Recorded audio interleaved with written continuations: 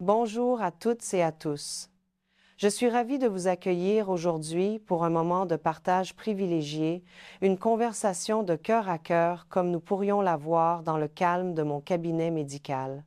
Aujourd'hui, nous allons prendre le temps ensemble d'explorer un sujet que la pudeur laisse souvent dans l'ombre, un sujet que personne n'ose vraiment aborder, franchement une fois passé la barre des 50 ou 60 ans.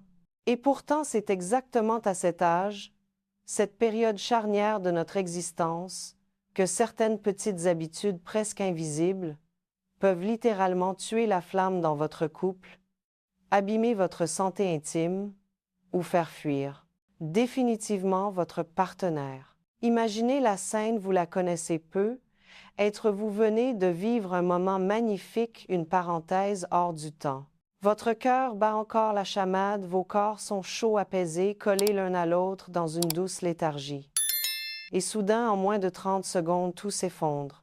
L'un de vous se lève d'un bond, attrape son téléphone ou file sous la douche comme si vous veniez de partager un mauvais repas sur le pouce plutôt qu'un instant sacré d'intimité. Et vous restez là seul avec cette impression glaçante d'avoir été utilisé. C'est une douleur silencieuse mais dévastatrice. Avant de commencer ce voyage au cœur de l'intimité, je vous invite à vous installer confortablement. Prenez un instant pour aimer cette vidéo si le sujet résonne en vous et abonnez-vous pour ne rien manquer de nos échanges. J'aimerais beaucoup savoir qui est là aujourd'hui. Dites-moi en commentaire depuis quelle ville, quel village ou quelle région de France vous me regardez. Est-ce la Bretagne, la Provence ou peut-être la région parisienne? J'adore vous lire et savoir où vous êtes quand vous décidez de prendre soin de votre vie affective. Commençons notre réflexion en plongeant dans les mécanismes fascinants de notre biologie. Vous serez être surpris d'apprendre que ce qui se passe après l'amour est chimiquement aussi puissant que l'acte lui-même. Selon une étude danoise très approfondie, publiée en 2023 dans le Journal of Sexual Medicine, le taux d'ocytocine, cette fameuse hormone du lien de l'attachement et du bien, être absolu, chute de façon brutale, mesurable en moins de 2 minutes, si l'un des deux partenaires rompt le contact ou se distrait, par exemple, en touchant son téléphone juste après l'orgasme. Il faut bien comprendre que chez les personnes de plus de 50 ou 60 ans, cette chute est encore plus marquée et ressentie plus violemment. Pourquoi? Parce qu'avec l'âge, nos récepteurs hormonaux évoluent et la baisse naturelle des hormones sexuelles nous rend plus dépendants de cette chimie affective pour nous sentir en sécurité. Résultat, si le lien est coupé, le cerveau passe instantanément du mode « je suis aimé et en sécurité » au mode « je suis seul et en danger ». C'est une réaction biologique archaïque, ce n'est pas de la susceptibilité ou de la faiblesse, c'est votre corps qui parle. Cela nous amène naturellement à analyser la première erreur fatale que je vois malheureusement trop souvent détruire l'estime de soi dans les couples, que je reçois se lever précipitamment, comme si la maison brûlait pour foncer à la cuisson. Douche, beaucoup de gens, et particulièrement les hommes soucieux de propreté, ne se rendent pas compte que juste après l'orgasme, l'être humain traverse une phase extrêmement fragile sur le plan émotionnel. Le corps tremble encore légèrement, le système nerveux est en pleine décharge, essayant de revenir à l'équilibre. Et le cerveau a besoin d'au moins 3 à 5 minutes de contact peau contre peau pour transformer l'excitation physique en sentiment de sécurité durable. Si vous vous levez d'un bond en disant « je reviens, je vais me laver », même avec le sourire le plus tendre du monde, votre partenaire entend inconsciemment ce qu'on vient de faire est sale. Tes fluides me dérangent, je dois m'en débarrasser au plus vite. Après 60 ans, les hommes sont souvent beaucoup plus sensibles à ce message qu'on ne l'imagine. À cet âge, la testostérone baisse doucement. L'érection peut être moins vigoureuse qu'à 30 ans. La confiance sexuelle peut vaciller. Ce simple geste de nettoyage immédiat peut être ressenti comme un rejet profond de leur virilité. Et attention, mesdames, cela vaut aussi dans l'autre sens. Si votre compagnon vient de vous donner du plaisir ou a éjaculé, ne faites surtout pas la grimace. Ne courez pas chercher 15 mouchoirs en criant « Burk, c'est peu » être la chose la plus humiliante qu'on puisse faire vivre à un homme qui vient de se livrer complètement sans armure. Imaginez l'inverse, il vient de vous offrir un moment d'intimité orale intense. Il remonte vers vous le visage encore marqué par cet acte, et vous lui tendez une serviette en détournant la tête avec dégoût. Vous seriez blessé à vie, n'est-ce pas? Eh bien, c'est exactement ce que lui ressent. La douche peut attendre quelques minutes. Laissez la chaleur s'installer avant de penser à l'hygiène. Il est crucial de comprendre que cette rupture ne vient pas seulement du besoin de se laver, mais aussi de nos addictions modernes. C'est ici que réside la deuxième erreur, devenue un véritable fléau, attraper le téléphone avant même d'avoir repris son souffle. Regardez bien cette partie, car elle est extrêmement importante pour la survie de votre couple. Nous vivons dans une société accélérée, où l'on a l'impression que si on ne répond pas dans les 10 secondes, le monde va s'écrouler. Résultat, juste après l'amour, alors que les corps sont encore entremêlés, l'un des deux, ou parfois les deux, tend le bras vers la table de nuit, le visage éclairé par la lumière bleue, et commence à scroller. Savez-vous ce qui se passe dans la tête de votre partenaire? À cet instant précis, le message est brutal. Je viens de lui donner le meilleur de moi-même. Je suis là nu et vulnérable. Et pourtant je vaux moins qu'un like sur Facebook ou qu'un message de Jean-Pierre du bureau. Wang Seur. Une étude française très sérieuse de 2024, menée sur 3200 couples de plus de 50 ans, a montré des résultats édifiants. Ceux qui laissaient leur téléphone dans une autre pièce ou éteint pendant les rapports avaient 40 et 1% de chances supplémentaires de se déclarer très satisfaits de leur vie sexuelle 10 ans plus tard. 40 et 1%. Ce n'est pas une anecdote, c'est une donnée scientifique massive qui prouve l'importance de la présence mentale. Et pour les messieurs qui nous regardent, oui, ça vous concerne aussi. Quand madame attrape son téléphone juste après, elle ne vérifie pas forcément les messages d'un amant imaginaire. Souvent, c'est une façon maladroite de cacher sa propre vulnérabilité, de fuir ce moment de flottement émotionnel. Mais le résultat est le même, la connexion vient de se briser net. Respirez, embrassez-vous. Dites simplement « C'était tellement bon d'être avec toi ». 5 minutes de déconnexion numérique, pas plus.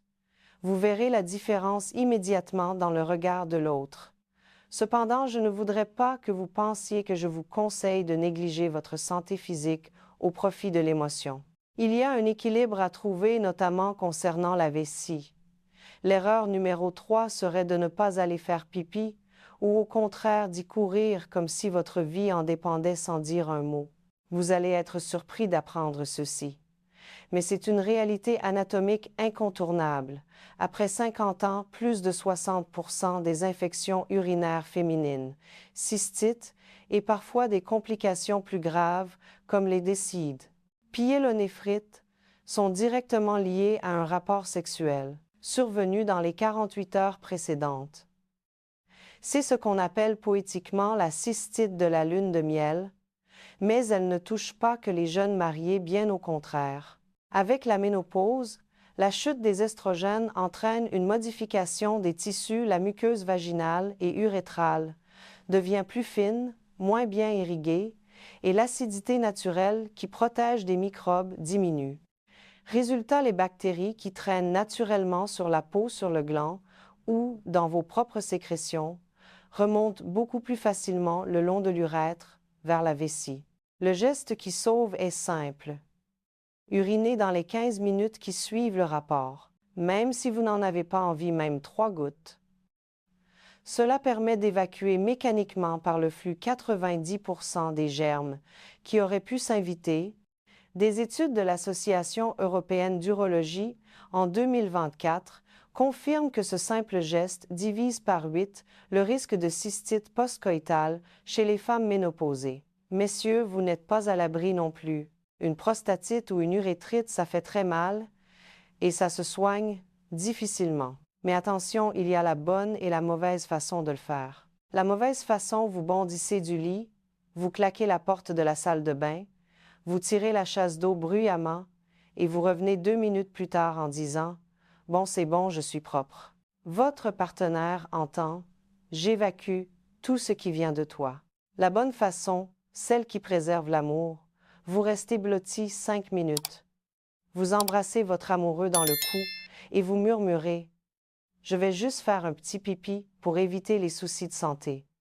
Je reviens tout de suite te retrouver au chaud. » Vous laissez la porte entr'ouverte si l'intimité le permet. Vous faites vite, vous vous essuyez correctement, d'avant en arrière toujours pour mesdames, et surtout vous revenez vous lover contre l'autre. C'est tout. C'est une question de respect et de santé combinée. Une fois revenu au lit, une autre maladresse guette souvent par fatigue ou habitude. C'est l'erreur numéro 4, lui tourner le dos et s'endormir comme si plus rien n'existait. Après 50 ans, beaucoup d'hommes et de femmes me disent en consultation « Docteur, dès que c'est fini, mon conjoint se retourne et dort. Je me sens jeté comme un objet qu'on range. » Ce simple geste du dos tourné est interprété par notre cerveau reptilien comme un rejet massif. Pourquoi?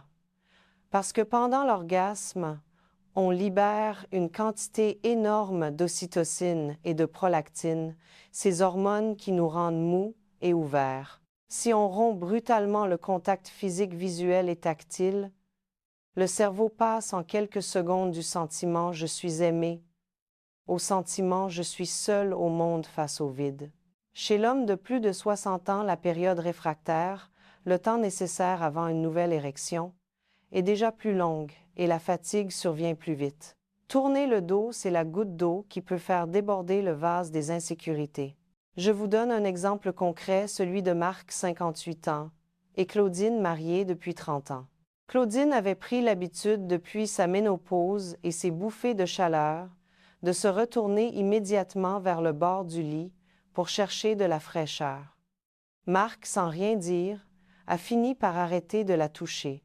Il m'a confié un jour « Je préfère ne plus faire l'amour du tout que de revivre cette sensation de solitude glacée juste après. » Ils sont venus ensemble me voir et en 2 mois, juste en changeant cette petite habitude, tout a changé. Claudine reste maintenant collée contre lui quelques minutes où ils se mettent en position de la cuillère, ce qui lui permet d'avoir moins chaud tout en gardant le contact. Leur vie sexuelle a repris des couleurs comme à leurs 40 ans.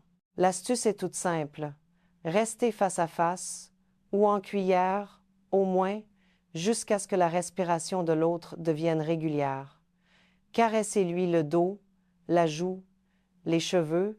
C'est dans ces minutes silencieuses que se construit la solidité du couple à long terme. Continuons notre exploration avec ce qui touche à la peau et au confort. L'erreur numéro 5 concerne ce que nous portons la nuit, garder la lingerie ultra sexy, le string ou les vêtements serrés. Vous serez surpris d'apprendre que, après 50 ans, dormir avec des sous-vêtements en synthétique ou des tenues érotiques de combat augmente de 37% le risque d'irritation de mycose et de déséquilibre de la flore intime chez la femme. Une étude belge de 2024, publiée dans la revue Ménopause, l'atteste formellement. Pourquoi? Parce que pendant l'amour, la zone génitale est humide, transpiration, sécrétion naturelle, résidus de sperme ou de lubrifiant. La dentelle, le lycra, les élastiques serrés deviennent un vrai bouillon de culture à 37 degrés Celsius s'ils sont gardés toute la nuit. Ils empêchent la peau de respirer. Le lendemain matin, bonjour les démangeaisons, les odeurs désagréables et parfois le retour de la cystite. Messieurs, vous n'êtes pas épargnés non plus. Le boxeur, moulant en microfibres, garde l'humidité contre les testicules toute la nuit, ce qui n'est bon ni pour la peau du scrotum, ni pour la qualité du sperme. et accroît le risque de petites infections du gland ou du prépuce. Balanite. Le geste d'amour le plus sexy après 50 ans, c'est d'enlever tout ça ensemble. Après la douche ou même juste un petit coup de gant de toilette chaud, si vous êtes fatigué, enfilez un pyjama ample ou une chemise de nuit en coton tout doux ou mieux encore dormez nu peau contre peau. C'est là que la vraie tendresse commence. La vulnérabilité du coton simple ou de la peau nue après la performance dit à l'autre « Maintenant je suis simplement ton homme, ta femme, pas seulement ton amant ou une image de magazine ». C'est un message d'authenticité incroyablement puissant pour un couple qui a déjà vécu 20 ou 30 ans ensemble. Abordons maintenant un point plus délicat qui demande beaucoup de tact. L'erreur numéro 6, cracher, grimacer ou faire « burk ». Si votre partenaire a éjaculé dans votre bouche, ou l'inverse, pour les messieurs, après un cunnilingus. On va être très clair entre adultes responsables. Si vous n'aimez pas avaler ou garder les fluides, personne ne vous y oblige. Jamais. Le consentement est roi. Mais il y a une façon élégante de gérer cela, et une façon destructrice.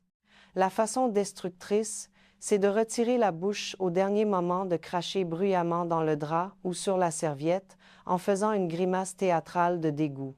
À cet instant précis, l'homme même le plus solide ressent une humiliation qu'il n'oubliera jamais. C'est comme si vous lui disiez « Ce que tu es au plus profond de toi me dégoûte ».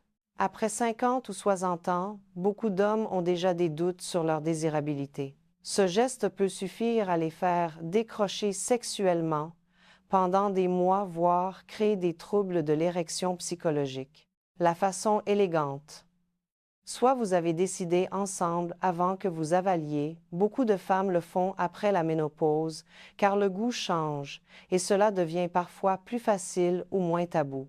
Soit vous retirez la bouche calmement 3 ou 4 secondes avant l'orgasme, vous finissez à la main avec douceur. Si cela arrive dans la bouche, gardez le calme. Levez-vous discrètement pour aller à la salle de bain, puis revenez l'embrasser. Ou encore mieux, ayez une petite serviette ou un mouchoir prévu à l'avance, posé sur la table de nuit, pas caché comme un secret honteux. Vous recevez, vous essuyez doucement le coin des lèvres, vous embrassez le front ou le torse, et vous dites simplement « Merci, c'était intense ».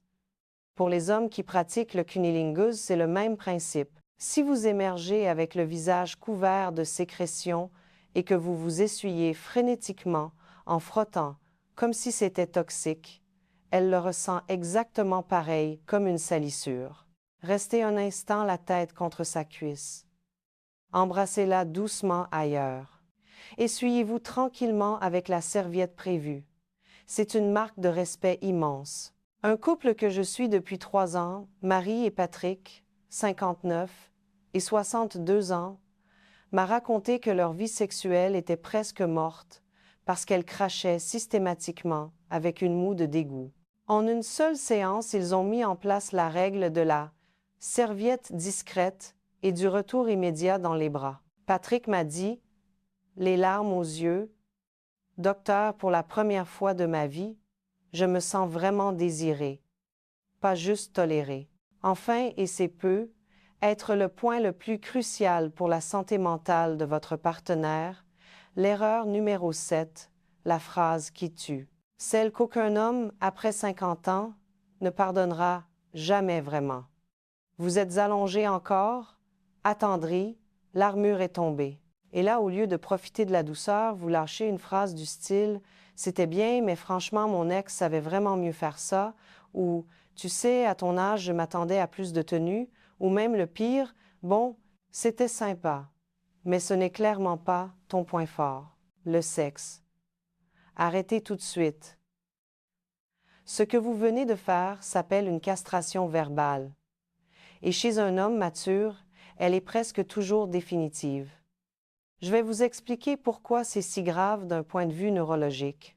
En 2024, une équipe de neuro-endocrinologues de l'Université de Stanford a publié une étude réalisée avec IRM fonctionnel sur 120 hommes de 48 à 68 ans observés dans les 10 minutes qui suivent. L'orgasme. Le résultat est violent au moment précis où une remarque négative ou comparative est faite. L'amygdale, le centre de la peur, de l'alerte et de la honte dans le cerveau, s'active de façon aussi intense que lors d'un accident de voiture. En parallèle, le cortex préfrontal, celui qui gère la raison et la confiance en soi, se désactive complètement pendant près de 40 minutes. Traduction: pendant plus d'une demi-heure, l'homme est littéralement incapable de penser rationnellement à sa propre valeur. Il n'entend plus que « je suis nul au lit ». Et le pire, c'est que la mémoire émotionnelle de cette honte est gravée 4 à 5 fois plus profondément que n'importe quel compliment. Un homme peut recevoir 100 fois « c'était merveilleux » et une seule fois « mon ex faisait mieux ». C'est cette unique phrase qu'il gardera toute sa vie comme une cicatrice. J'ai vu des patients de 72 ans, des hommes solides, anciens militaires ou chefs d'entreprise, pleurer dans mon cabinet 15 ans après une phrase de ce genre prononcée par leur femme. L'un d'eux n'a plus jamais refait l'amour avec elle. Il dort dans la chambre d'amis depuis 2009. La règle d'or après 50 ans est simple: après l'amour, il n'existe que 2 catégories de phrases autorisées. Le silence tendre, un baiser, une caresse, un sourire, ou tout ce qui commence par « j'ai adoré quand »,« j'ai aimé te sentir »,« merci de m'avoir fait confiance ». Jamais, jamais de comparaison, jamais de critique, jamais de conseils non sollicités à chaud. Si quelque chose vous gêne vraiment, la durée, le rythme, une position, vous en parlerez le lendemain matin autour d'un café, avec douceur et en proposant des solutions positives. J'aimerais qu'on essaye telle position. Ensemble, j'ai lu que c'était bien à notre âge. Mais jamais dans les 30 minutes qui suivent l'orgasme. Jamais. Un couple que je suis, Sophie et Bernard, 56 et 59 ans, était au bord du divorce à cause de cela. Elle avait dit après une érection moins ferme qu'avant: « Ben dis donc, à 60 ans, on dirait que c'est fini les exploits. » Bernard a arrêté net toute intimité pendant 14 mois. En thérapie, on a reconstruit doucement. Aujourd'hui, ils font l'amour 3 fois par semaine. La première chose que Sophie a apprise après l'amour, elle prend la main de Bernard et lui dit simplement « Je me sens tellement bien avec toi. » Rien d'autre. Et ça a tout changé. Pour que vous repartiez avec l'esprit clair et le cœur léger, récapitulons ensemble ces 7 clés du bonheur intime après 50 ans avec leur antidote simple. Premièrement, ne fuyez pas sous la douche en faisant la grimace face au fluide. Restez blotti 5 minutes minimum, puis allez vous laver sereinement en disant « Je reviens tout de suite dans tes bras ». Deuxièmement, laissez le téléphone dans l'autre pièce. 5 minutes de regard dans les yeux valent 10 ans de thérapie de couple. Troisièmement, n'oubliez pas d'uriner pour votre santé, mais n'y allez pas en claquant la porte. Annoncez-le tendrement. Quatrièmement, ne tournez pas le dos froidement pour dormir. Gardez le contact peau contre peau en cuillère ou main sur le cœur jusqu'au sommeil. Cinquièmement, ne gardez pas la lingerie synthétique toute la nuit. Passez au coton ou à la nudité tendre pour laisser respirer votre corps. Sixièmement, ne crachez pas et ne grimacez pas après un acte oral. Préparez une petite serviette douce et gérez cela avec dignité et baiser. Et enfin, septièmement, ne comparez et ne critiquez jamais à chaud. Seules les phrases positives ou le silence amoureux sont autorisés dans la demi-heure qui suit. Si vous mettez en pratique ces 7 petits gestes qui ne coûtent rien d'autre qu'un peu d'attention dès votre prochain moment d'intimité, vous verrez en moins d'1 mois votre couple retrouver une douceur et une complicité que beaucoup n'ont pas connue depuis 20 ans. Rappelez-vous toujours, après 50 ou 60 ans, le meilleur aphrodisiaque n'est plus la performance athlétique. C'est la sécurité émotionnelle que vous offrez à l'autre. C'est savoir que l'on peut être nu, imparfait, vieillissant et pourtant totalement aimé et respecté. Si cette discussion vous a touché, Si vous avez reconnu certaines de ces erreurs chez vous ou chez votre partenaire, je vous invite à faire 3 petites choses tout de suite. D'abord, mettez un j'aime ou un cœur en commentaire. Et si vous en avez le courage, racontez-moi anonymement quelle erreur vous avez déjà commise ou subie. Vous verrez que vous êtes des milliers dans le même cas et ça libère énormément de le lire. Ensuite, abonnez-vous et activez la cloche des notifications. Chaque semaine ici, je vous donne des solutions concrètes, médicales, mais sans tabou, et toujours avec bienveillance, pour que vos 5-0, 6-0, 7-0 en soient les plus belles années de votre vie amoureuse et sexuelle. Enfin, partagez cette vidéo à la personne avec qui vous dormez ce soir ou à un ami qui en aurait besoin. Parfois, il suffit qu'un seul des deux prenne conscience pour que tout change dans la dynamique du couple. Merci d'avoir pris ce temps avec moi. Merci d'avoir regardé jusqu'au bout. Prenez grand soin de vous, de votre corps, et surtout prenez soin de la personne qui dort à côté de vous. À très vite pour une nouvelle conversation.